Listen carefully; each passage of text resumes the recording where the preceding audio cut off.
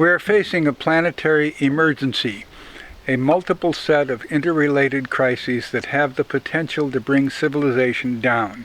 Civilizations depend on a healthy natural biosphere. We're facing a climate crisis, extreme heat that will make parts of the planet uninhabitable, superstorms, super fires, coastal flooding, ocean acidification that impacts on the ocean food chain where 800 million people rely on it for their protein. We're facing an extinction crisis, the worst in 60 million years. We're tearing apart the web of life. It's as if a very overweight person was lying in a string hammock, stuffing himself with quarter pounders and at the same time snipping the strings. We know where that person's going to end up.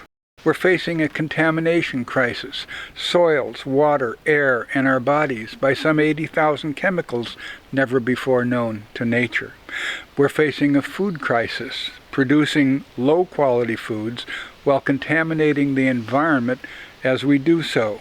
We're facing a forestry crisis.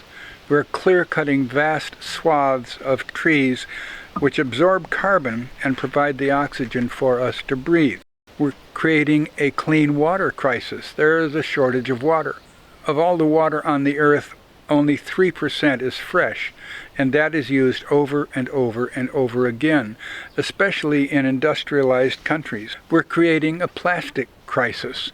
Plastic piling up on the beaches, plastic clogging the ocean, plastic on our roadways, plastic everywhere, including microplastics, tiny little fragments of plastic that are so small they get eaten by animals, and they're being found not only in the tissues of animals but also in human tissues. We're facing an overpopulation crisis. There are just too many hands tearing at the web of life. And we're facing a migration crisis. There's 1 million people on the move already because they can no longer live where they are. It's like a train speeding towards a chasm where the bridge is out. Poor people are huddled in the boxcars, and rich people in the global north are partying away in the club car. Technology will be some help, but we need to remember that technology often creates problems as well as solving them. DDT, Teflon, which was a miracle coating for frying pans, which actually leaches off dangerous chemicals called PFAS, which also get into our body. So technology is not the sole solution.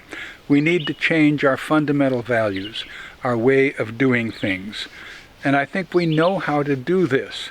But we need political leaders who are acutely aware of all these crises and who have a bold plan based on science to do something about it. Joe Biden and the G7 are actually working on all of this, but what they're proposing is far too little, too late. So I'm supporting any leader, any politician, Republican or Democrat, who is acutely aware of these crises and has a bold plan to solve them. Nothing less will save the planet, and I urge other people to do the same.